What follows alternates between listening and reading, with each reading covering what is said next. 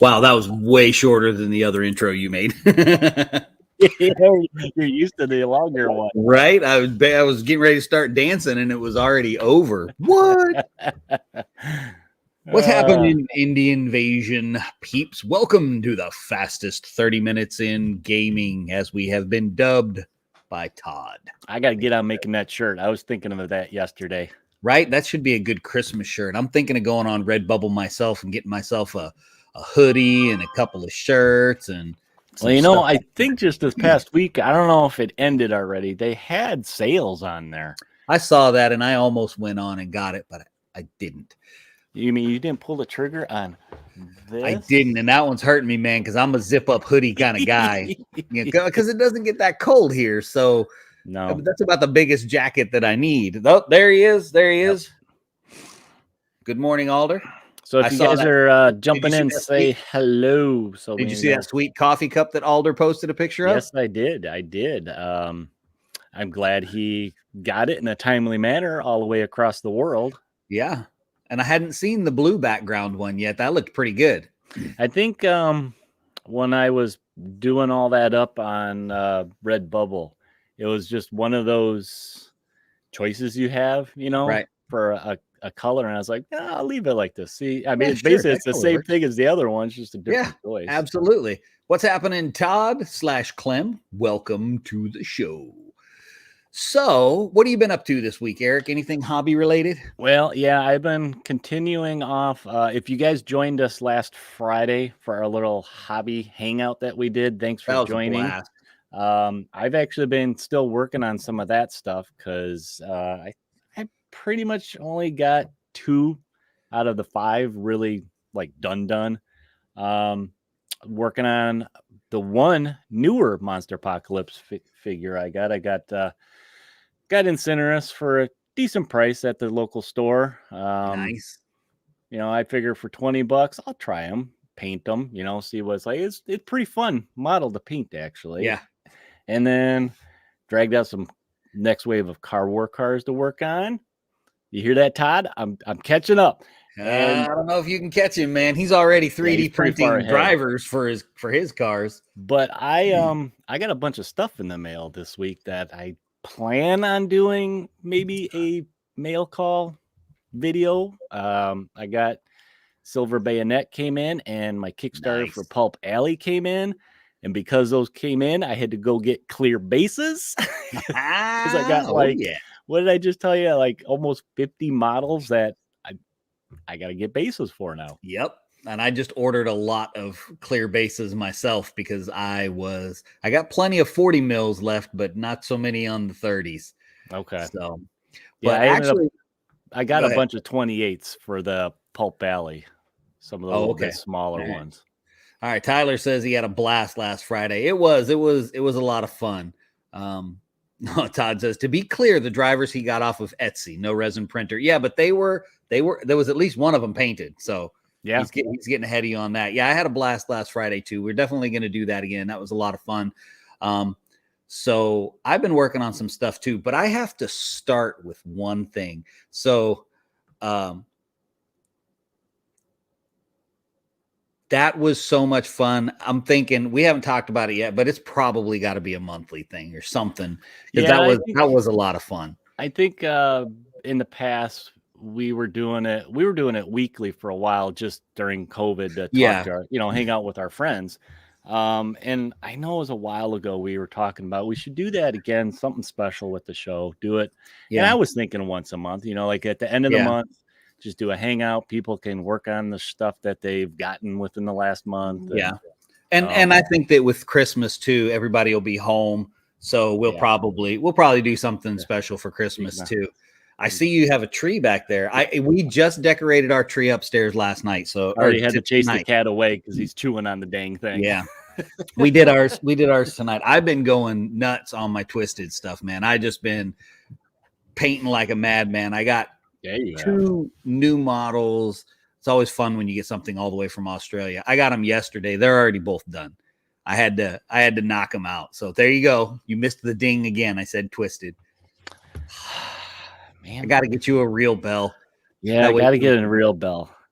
So that's what I've been working on. I got my big city back here, so that's what I've been working on. Just adding a whole bunch of models to it, hunting stuff down, using a lot of Guild Ball stuff, some Kings of War models. But I mean, anybody that's in the Twisted group has seen that for a long time. That I just add models to Twisted at my leisure. Twisted and Drowned Earth are the best 2 games for me to do that for, because there's so much cool stuff out there for both of them. Yeah. I mean, it's not that it's like a generic setting, because it's not. It's your Victorian steampunk. Yeah. But there's so many other, I think, games from, that are gone already, or current games that you could just take bits and pieces, and because of the theme, it just works. Yeah, because you can do the steampunk part of it, and you can incorporate that pretty easily. But since the world is twisted, it can be anything. You can be 3 little pigs. You know what I mean? It can be just anything. As a matter of fact, Tonio, I think I messed up. I'm not sure. I was using the name Elton because that is your Twitch handle, and I think I messed your name up. So you need to correct me if I was doing that. But I saw on his Facebook page, he had a friend of his, and I'm so sad I missed this Kickstarter. There were little tiny garden gnome warriors. They were awesome. They were little tiny resin garden gnomes, and they were so awesome. I loved them, but the Kickstarter was over. I found the website and went to it, but they're out of stock. So, man, I'm sad. I'm sad about that. Just do what I do. Keep those windows open all the time, because you never know when you have to go back to it. Do you see how often I post all these different models I find anyway? I do not need extra. Oh, man, I got about 60 open on my phone. Okay, so that's your real name, but what do you prefer to... Oh, look at what he did to me in the comments. Tom still takes pre-orders. Yes, I did. I looked him up. I found him. Tom Mason. I did. I found him. And they were super cool. If you guys are looking for some fun stuff, he also has a big line of goblins, little silly goblins. They kind of reminded me of like they would be out of Labyrinth. Okay. That was kind of the feel of them for me anyway, but they were super cool. Cool. So that's some of the stuff we've been up to. We should probably jump into it tonight, huh? Let's do it. All right. So tonight we have actually it's a topic that came by our good friend Alan at Discover Games. Yep. And it's basically what makes a good convention game that you would play and then buy afterwards. So it kind of got our wheels turning in our head, and we kind of wanted to go over, cons are starting to gear back up. So whether you're going to just attend, or maybe you're, helping a booth or running a booth, and, you're planning on showing off a game to people, we kind of wanted to touch on what makes a good con game. So we broke it down a little bit of, stuff that you would look for in a good con game, whether, like I said, you're attending or maybe you're a store. Yeah, and it's a little bit selfishly motivated, not going to lie, because Alan and I are getting ready to, we team up at the conventions. He sells the stuff and I run the games. I'm sure everyone in the comment section will only too quickly say, oh, you're the one that talks to everyone, right? Yes. It's the hype man. Yes, I am. Yeah. So we were kind of looking at what we wanted to do, what we wanted to take where. Have been talking to the guys at Demented Games. That's how I kept you from ringing the bell. See what I did there? Mm-hmm. The guys at Demented Games about doing a real hard push for Twisted here in the States at the convention. So we're kind of definitely looking for feedback from you guys too as we go through this stuff. I like Mike's suggestion. 3-card Monty. That is very true. And we could make a lot of money off of that too. Heck yeah. So you can make a lot of money.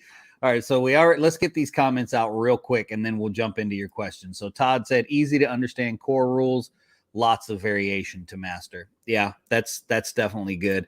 Alder says, great looking table, great looking minis, basic rules that moves the game quickly. Yep. Yeah, yep. I've always been in my mind, if your table can catch somebody's eye from across the room at a convention, then at the very least they're going to come over and look. And if they'll come over and look, yeah, you can suck them in. So I think the visual is huge. It was one of the reasons that I loved running Deep Wars games, was because it was very opposite of what you typically saw at a convention, because since the game was underwater, you had all of this colorful terrain. Yeah, it was like it wasn't the bottom of the ocean, but go read the fluff. It's good. Or if you don't want to read the fluff, go listen on the podcast to all the stories that are read on there, and you won't have to read it. You can just listen. But it was super colorful, and people would see it from across the room because it wasn't the gray, bloody, shattered building that you typically see in 99% of the tabletop games. Yeah, yeah. So that was actually one of our first talking points, is the game visual? And I think that's I want to say it's one of your beginning things to look at a game, to draw somebody in. There's been a lot of booths that I've walked by, and you see something that, like you said, that's bright, colorful, or, is just very extravagant, in their terrain, that wow factor. You only get one shot at that first impression sometimes. And if you have that where somebody's walking by and they get whiplash looking at it and say, what is that? I think that's a big, important thing, regardless of game rules. And, if there's tons of minis or not, is that visual grab. You want to grab them. I mean, as a species, humans are very visual. I mean, that's what absolutely drives us, 24/7 is visuals. So that was, I think that's a very, very important topic. And was it Alton that brought this up? Was easy to teach and play. I think that's another thing. You don't want to, go up to a game or show off a game that you just, if you're telling it or you're listening to those rule sets, that you just kind of glaze over and it goes, and I think you can have a game that has that kind of depth. It's kind of like Todd was alluding to earlier, is that a simple rule set, but with lots of variation. Yeah. So I think even if you have a game that has deep rules, lots of stuff to it, you can introduce it with basic game mechanics. Yeah, because those basic game mechanics are really what's going to draw somebody anyway, because the core of it has to be good. Yeah. And so I think it can be really complex. It can be a really deep, involved kind of game that has a lot of layers to it. But you can presenting it, and this is Mike referenced this, he's saying great presentation skills and knowing your product, is you can present it in a way where you're using some of the rules, but not necessarily all of them. And you can still, and it's like you're enticing them too, because you can say, oh, well, in the advanced rules, you can do this. And a lot of times when I run demos, what I'll do is I usually run about 10 to 14 hours during the day, depending on what time I get up from the previous night. But I'll usually, the first half of that, I'll just run those quick games. And then I'll tell people, especially the ones that were really interested, and especially if they go and buy something, I'll be like, why don't you come back after we slow down a little bit, and we'll do a full game. We'll play all the rules, and I'll introduce you to everything. So I think that Todd says you got to have a good hype man, and I can't speak to that strongly enough. That makes all the difference in the world. Yeah. Because if you're boring and have an amazing game, it better be pretty amazing. A lot of it is the world. I mean, it's how you're selling the world. You're making it sound cool, not just mechanics, but just the world itself. And if you're just kind of monotone, that's not very exciting. You got to be excited about it. And, if you're listening to somebody that's excited about their game, like, it will rub off on you. It's like, yeah, man, I want to be part of that world and, Absolutely. throw down. Well, another idea to think of is multiplayer or 2-player. A lot of times, like our good friend Bob Beauchamp, he goes to Adepticon every year with his kids. And I know for a fact when he looks at the game tables and does demos, they do like almost as many demos as they can. He's always looking at 2-player games, stuff that he can play with his son or, with some of the other kids. So, I mean, that's something to keep in mind. But then also, if you have a group, maybe you have a club, you got to look at how many players can we play with this. I mean, if it's flexible, that's great. That's even better possibilities. Like, our favorite Urban Manhunt.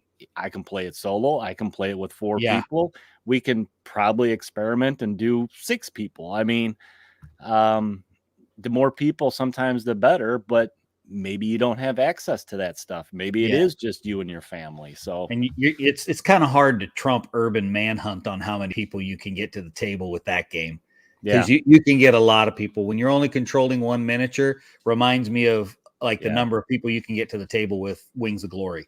Everybody having one plane, you can have 13 people playing. Oh yeah, So and I always try when I go to conventions is because all of the games that I play, I think any game can be played multiplayer, particularly at a con. You just have to work out the scenario correctly. And whenever I go, I make sure that I have a multiplayer scenario available and just a one-on-one scenario available. Ideally, what I like to do is have 2 people come to the table and I'll just kind of game master what they're doing and instruct as we go along. But I always like to have that multiplayer one because every once in a while you'll get that wave of people that come to the table. And if you don't get them playing the game, you lose them because there's somebody else on the other side of the room with another game that's going to do the same thing and they're going to have table space for them. So, I mentioned Bob and he chimed in here. He says that's the key. Doesn't matter how cool I think it is as the parent, you have to sell the kid on it. Yeah. If he, let's see, what's he say? If we won't play it at home, it doesn't come home. So basically, if they don't capture the kids, right? Because sometimes, like I said, many of us, it's just your family. If you can't sell it to the kids, then why you're an oak, Bob? Because I mean, even if I'm not going to play it at home, sometimes it still comes home. So you, sir, are an oak. You just like looking at it on the shelf, right? Yeah, I mean, if nothing else, I'm going to take the miniatures out of it and add them to Twisted, right? That's true. That's true. You can multi-purpose them. All right, so I had another point for kind of game, and a kind of game that it could be either casual game, whether it's a card game, or it could be a mini game too, or tournament play. I know a lot of people get into games because they want that competitive tournament, best of the best. Let's have fun. That's their jam. But then there's a lot of people that really don't like that. I've kind of turned into that where I don't especially like tournament play. Yeah. I'm a casual player anymore. I don't care if I win or lose. I just want to have a good time. Yeah. So, and there's many games that are out there that are like that. I mean, you think about a board game. Most board games are casual play. You just a family night game night. Except Monopoly. That's ruthless. Yeah, right? That's ruthless. It breaks up families. Monopoly does. But then a lot of your dual games, whether it's a card game or most miniature games are dual games where it's one side versus the others. There's many tournaments based around that. I mean, I could just rattle them off. X-Wing, any of the Games Workshop games, there's so many of them out there that, I mean, most of these conventions that we go to, they build it around, okay, we're having this tournament for this game. Right. So Free Blades has a big tournament scene, and they do regular tournaments. They're real consistent with theirs. I don't know. I think that they've kind of struck gold with their tournaments because I'm in the group, the Facebook group, and I see a lot of the talk, and it's competitive, but it's friendly. It's like, what is this strange competitive group that they've created that's actually friendly and playing a narrative competitive game. What is this? Bob makes a good point, and this is funny too, because table space being super key, like being able to get people to the table. Arena Rex, Bob, I had the same problem with the same game. Arena Rex was awesome looking, and I couldn't get a demo in. I still bought the game. And you saw enough through that. I saw enough, and I'm not very tall either, so I had to kind of force my way in there a little bit. But it is a really good game. But I know exactly what you're talking about.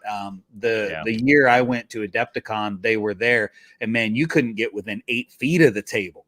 No, that was so packed. The second year I think that they made an appearance with that thing, and it was still hot. Yep. Okay. So our next talking point is what they have to offer. So we're talking about when you go up to a booth, you kind of, not besides the game, you want to see what else they have to offer for that game. And I think the first thing is, what do they have to sell, right? Whether it's a rule book, we talk about this all the time, miniatures or terrain. I mean, there's a lot of independent games out there that they just have the rule book. And we've said this before, that if a lot of these games have miniatures, sometimes that's more of a buy-in. Some people just, I don't know, maybe they don't have a big collection that they can use any mini, or they just don't want to put in that time and money and effort to hunt miniatures down. Right. And we've experienced that before in conventions with, I'll use Urban Manhunt as an example. It is an amazing convention game, but you can buy everything for Urban Manhunt. What is it? 4 books now. So it's the companion. Well, that's probably just me, because I have 3 rule books. So it's probably only, it's probably only 2. It's probably only 2 books. And I just have 4, but it's 2 books. And that's great for getting into a game cheap.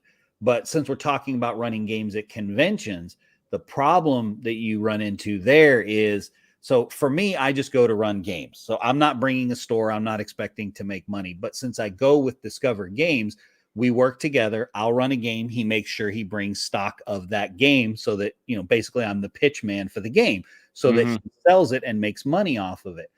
But if there's nothing to sell except a book, it's way different. I can remember one gentleman, his name was Chris. I'm not going to throw his last name out there, but he was at Siege of Augusta, and he must have played 10 games of Twisted, man. I mean, he started running demos for me. He had played so many demos of Twisted. Really? And then he went over and bought almost everything that Alan had for the game. He's standing over there. There was another gentleman too, and I, for the life of me, can't remember his name, but he did the same thing. He bought so much stuff, we had to take a picture of him. I remember that picture. Remember that picture? It's somewhere on the Facebooks. He had the game box and just stacks of starter sets and all kinds of other stuff on. Yeah, and that's something Todd brought up with starter sets. Yeah, that's a great thing to have. If the company has easy get you started, that's why they have these things, easy entry into the game. That it's hard to keep somebody's attention. And realistically, for all of us, when we go to cons, we've set aside a little bit of money. We know we're going to a convention, so we're there to spend our play money. Well, it depends on how bad of an addiction you have, but that's the reality of it. You're going there knowing that you're going to spend money, so you put aside some money because it's your play money, and that's what you're going to do. Yeah. So when you go and you do like those 2 guys did at Siege of Augusta, they had their spending money. They brought their spending money, and they spent it all right there with Alan. Yep. So that's cool that, they tried the game out. They loved it. They looked, okay, what else is there? Oh, there's all this stuff. Right. In it. And as a person like that, when I go to look at games too, I'm like that too. If they just got, one thing, it's like, well, yeah, okay, that's nice to have, but then I have to look for the other stuff. But yeah, if they have all the stuff, blister packs too, because then you have a whole thing to look through. And I like what Tim said here. If they don't have much to sell, I'm afraid they won't have the follow up to keep the game alive. So that's another thing. You don't want to get into a game and then 6 months later, before you even had a chance to play it, it's like, okay, it's dead. Right. So Absolutely.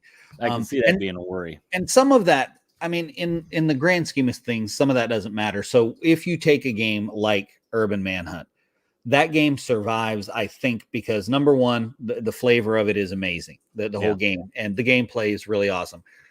But it's also something you can play solo and play solo easily. So that helps to keep it alive. But I agree with you, Tim, it's like, what's the next step? And what is the next thing you're going to release? I know James from the Drowned Earth for Olmec Games. He is, now that he's almost past this next Kickstarter, he's setting up a regular release schedule for models. Now he's a real smart businessman. If it wasn't for COVID, I would have had my Kickstarter a long time ago. I mean, I'm sure I've mentioned before, he delivered his first Kickstarter. He was mad because he only delivered it a month early. Instead of the 2 months early he was planning. So he's very, dot the I's, cross the T's kind of guy. So he's setting up this release schedule. So that's going to be great. Okay. So another one is, I think, ease of stock and to get from the company. So that could be whether it's in the States for all us in the US, or, I'm in the US, I like this game that's British or Australian, or shoot, it could be somewhere in Europe. Can I get the game easily? Is it going to cost me, shipping going to cost more than the game actually costs? Right. So, I mean, that's something to think about, is ease of getting the game. And for when Wild West Exodus was first starting with War Cradle, we had a hard time getting it in the States because the distributors, being UK, they just, I don't know, they had problems stocking it. And I think it's because they still had stuff from when Outlaw had it. So there's kind of like, they didn't want to take a chance. Maybe, I don't know for sure what the whole deal was, but it was hard to get. You're online, you say, oh, look at the new stuff. Oh, I can't get it. Right. Well, I think a lot of the there are, I think, a lot, I say a lot, but there are several game stores in the States that are regularly carrying stuff from overseas. Stuff from independent developers. I don't know too many people that are carrying Twisted and the Drowned Earth in the States. I know there's a few, but there's not a whole bunch. Let's see. Adam said he hasn't bought a new mini in over a year. Wow, you're my hero. 3D printer about a year ago, done all the minis that way. That's great. Don't mind seeing those companies that just produce rules. I love them too. I really do. The miniatures agnostic games, and he followed that up with, he's not much of a convention goer either. So that's the flip side of it. When you're doing it outside of, when you're not thinking about conventions in relation to it, that's a whole nother dynamic in how you push the game, how you publicize it, how you get people involved in it. Everything about it becomes different when you're not hitting the conventions. So Tim makes another good point too. Intimidated if they have a massive amount of product. I think that's how people feel when they first approach 40K. Oh yeah. Because there's just so much to choose from and you don't even know where to begin. Yeah. And then so it's like, what do? Do you buy a book to read through, a faction book, and see, okay, what can I use? Or the nice thing though with Games Workshop, and there's many companies that do this, is they have a very good online presence, or like a their community presence. So you can go and ask questions and, get on Discord. Ding, ding, ding. Hint, hint. Wink, wink, nudge, nudge. And ask questions from, the player base. Hey, I'm looking to get into this. What do I need to start? And most communities are very helpful. Oh, just start with this, this starter set. Well, going back to the starter sets. So even your mega super hyper competitive communities, if you want to get into the game, they're going to let you know what you need. Yep. Regardless if they want to beat on you and just crush you to the ground, or which they do. Which they do. That's in a competitive scene. That is exactly what they want to do. Let's see. So another thing, what they have to offer, I thought was kind of goes with ease of stock, is whether the company's a US or other parts of the world. That kind of goes in with that. but also I think a big important one for me, and I know there's been some people that have kind of got a little, what do I want to say, butt hurt a little bit when it comes to support from the publisher. Right. You know, does this publisher have good support for whether it's the community that is, helping push their game, or just the players in general? Right. If I had a question as a player, are they gonna, answer it, within a day? I think is, 2 days. Or is it going to be a month before I hear from them, and they're just like, yeah, Right. you're out of luck, type of thing. Have a good one, Alder. Alder's taking on. So I think, support for, the game, or as a company overall. I think you see that a lot and I can name several games where if you go in their Facebook group or their Discord, when the creator of the game or the developer is answering your questions, that's a good community. War Cradle does that. Relic Blade does that. Twisted does that. Olmec Games does that for Drowned Earth. You know what I mean? And those games, when you're getting an answer for a question on a game about the guy that developed it, that's community engagement to me. And that's one of the things that we really like about these independent publishers, right? Is it's usually a guy it's his side job, his hobby is creating that game. So they're more, they're passionate about the game just as much as a player would be. Yeah. So Tim says, is there a good way for companies to show their online presence at a con? I don't know. I mean, maybe if you brought a TV screen with you and had it up behind you. Other than that, I mean, handing out a card that has your online store on it or something like that. A banner, or even just like if they made a short video of, kind of the product, and they flash in there, check us out at www.com and put it on a iPad or something, playing on the counter. I think the biggest thing you need, whether you're at a convention or at your game store, you need a champion. You need a champion for the game. You need somebody that's going to say, all right, well, I'll do games on Tuesday night. If you have someone who can commit that time, you do a Tuesday night, you do Tuesday Twisted. It went to sleep on me. Wait. Oh, see there? Okay. There you go. But you do something like that and you have somebody that's going to champion the game. Yeah. But if you're going to have that champion and you're the store or you're at the con, you got to have the stuff there, because it's that, this probably sounds terrible, but it's that impulse buy, because you just finish a demo of a game and you crush somebody in it. We're strangers of that. What are you talking about? Go, man, this is amazing. And little do you know that I need it all. Little do you know that you didn't really crush the person in the demo. They kind of let you win the demo, so, but that's okay, because you went and bought everything for the game, and now they have someone to play against, and you can crush them later. All right, so I saw we're actually already over, so let's run through where they might fit in real quick, and we'll wrap up today's shorts. Ready to go. So where they might fit in, con dependent. So the type of con, right? Right. We're talking historical, RPG con, just your general open con.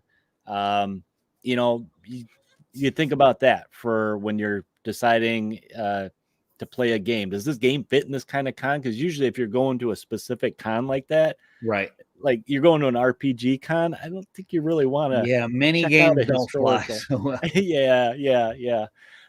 Also something to take to a bigger con. So think about that. Your Gen Con versus, say, Mace. Both great conventions, but different sides of the spectrum, right? Gen Con covers anything and everything, and it's huge, and it's almost a little bit too crazy. You've never been there. I'm going to drag you to there one of these days. Not going. But then Mace is that, that nice, small, almost like family-oriented, your group of friends hanging out and playing games. So that's another thing to think about. And then the last one I got here is, will games sell better at the cons versus a shop versus online? Right. So that overall experience, right? Yeah. And that's a tough question to answer, and I think it's game dependent. And I think one of the big things, and you hit on it earlier, was what can people expect next? I think that if there's too long of a lull in between a release, then people, you lose, the hype train slows down too much, and it's too hard to get it started going again. Yeah. So I think that a release schedule, and we're just talking out of the sides of our mouth, man. We don't know anything. We just go to conventions and play with little tiny plastic soldiers. You know what I'm saying? It's not like we're experts on this or anything like that. But that's just been my experience with it, is that people tend to lose the motivation if there's not some kind of release, even if it's only one model at a time. You know what I mean? Hit the iron when it's hot. That's right. I mean, that's in a lot of different business models are all about that. So it's not just that. Anyway, I think that that's a good thing to do, is have even a basic release schedule. If you're releasing a model at least every 2 months, something people can come to expect, where there's hype to expect. It's like, oh man, it's January 1st is coming. You know what that means? So-and-so company is going to be releasing a new model. And then the train keeps rolling. That's right. Okay. Fastest 36 minutes in. Yeah, I'm taking a sip right now tonight. Well, you guys, that about does it for tonight's shorts. If you guys had any more comments you want to, add to this show tonight, you guys can put them right in the comments. They'll still be good, or you can send us an email. We can continue this, or better yet, get this, Mac. Get on Discord. Continue the conversation there. But thanks, you guys, for joining us on this Thursday Shorts.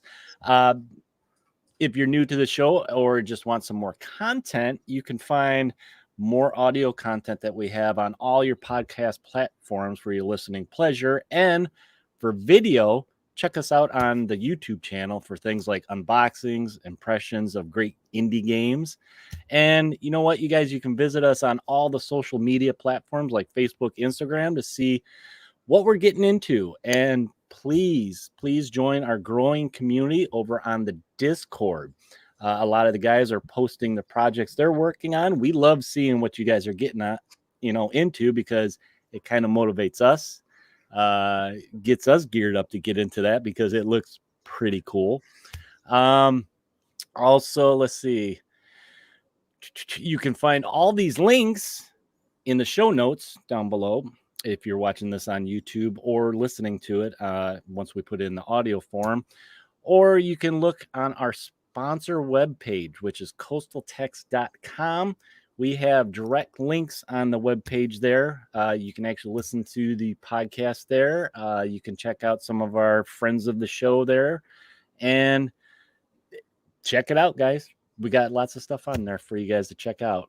And if you would like to support us on what we're doing, visit us at Patreon.com/Indie Invasion. We really appreciate it. But the best thing you can do to help spread the word is share with a friend. Tell them about us. Hey, I know this cool podcast/YouTube show that covers independent games. We appreciate that. And lastly, if you need something to wear, it's getting chilly out, you might need a hoodie. Check us out and all our merch we have at the Redbubble store. It's Redbubble/people/Indie Invasion. I'm doing it all off the top of my head there. But that's it, guys. So until next time, thanks for tuning in, and we will talk to you next time. Until then, prepare for the invasion, guys. We'll see ya.